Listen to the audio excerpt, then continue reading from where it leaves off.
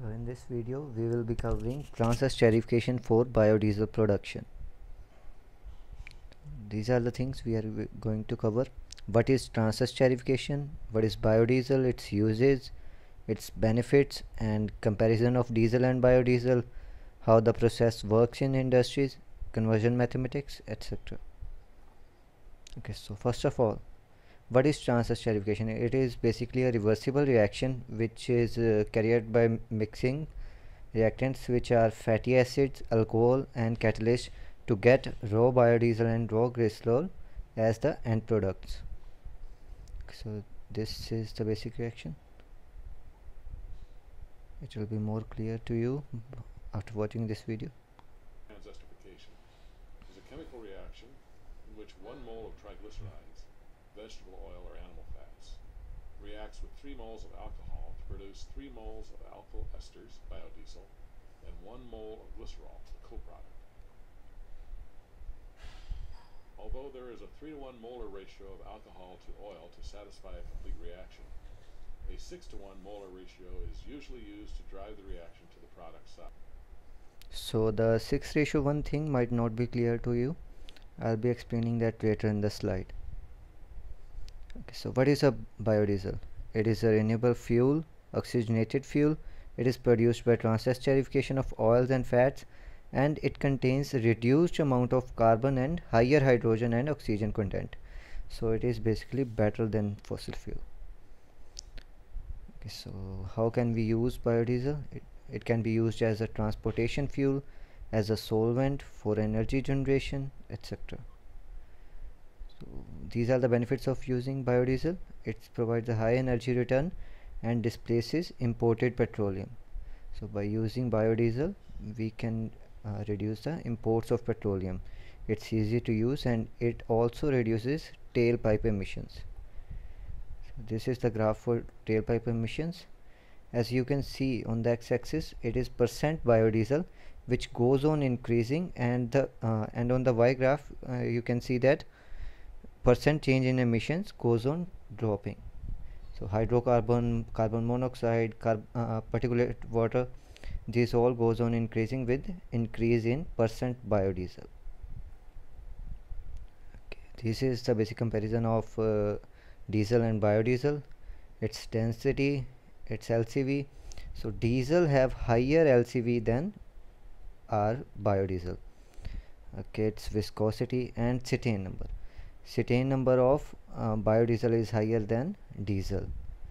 So these are two things which we need to remember, that LCV is higher in case of diesel and cetane number is higher in case of biodiesel. Okay, this is how esterification works in industries. First of all, methanol plus catalyst, then the process or process esterification process or reaction takes place, and in which we add vegetable oil and animal fat waste.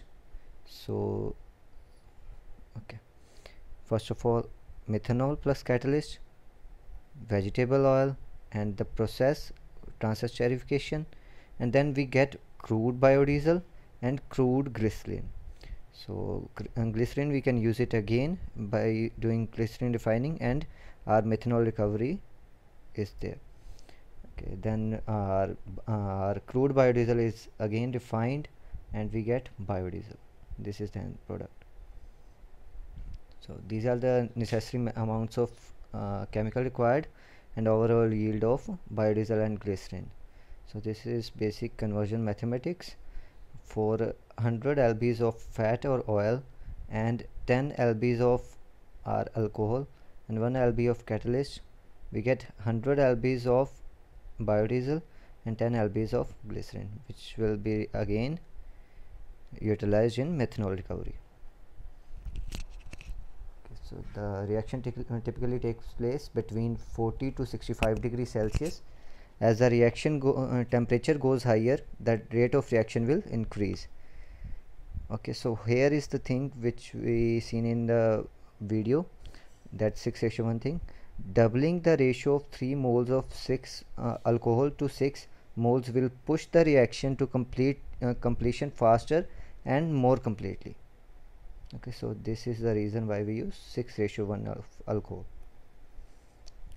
So these are the biomasses used in USA. It's soybean.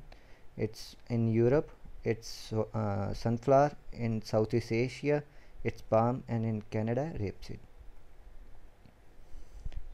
So it is a graph of different crops and liter of oil per hectare. So according to this graph, palm is having maximum yield per hectare. So why do we need initial reactants to be dry? So water can react with the triglyceride to make free fatty acids and diglyceride, dissociate to form the sodium or potassium from the hydroxide. Okay, then Na positive and K positive will react with free fatty acid to form soap. So we don't want to form soap as it is a form of impurity. So this is the basic reaction which happens if the reactions are not dry. At the end we have soap. This is the graph for temperature effect.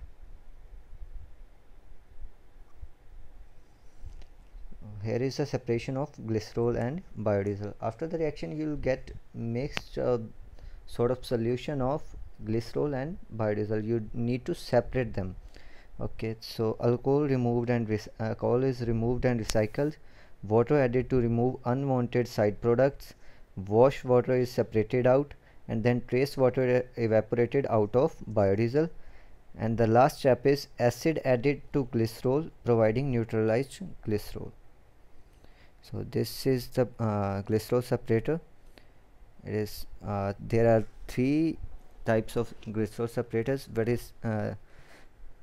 It is simple decantation, which is shown in the figure. Centrifugation is common in large plants, and separation is hindered by soap. So here is in this slide we'll do water washing. It removes contaminants such as soap, residual methanol, free glycerin, and catalyst used of softened hot water. Acid included to split soaps, or we can use magnesium silicate as an alternative. So here are some uses of glycerin as a substrate for anaerobic digestion. If purified, it can be used in food and cosmetic industries. So this is a table of different crops and their conversion percentage. So as you can see, first of all, oil, such as we'll do it for soybean. Okay, so amount of oil, solvent, catalyst, amount of catalyst, reaction time, temperature, and conversion percentage. This is the main thing on which we decide which crop will we use. Okay, so in this column, as you can see, 96%, which is of soybean, is the highest conversion percentage. So major plants in India, these are some of the major plants in India. Okay, so references, and thank you for your time.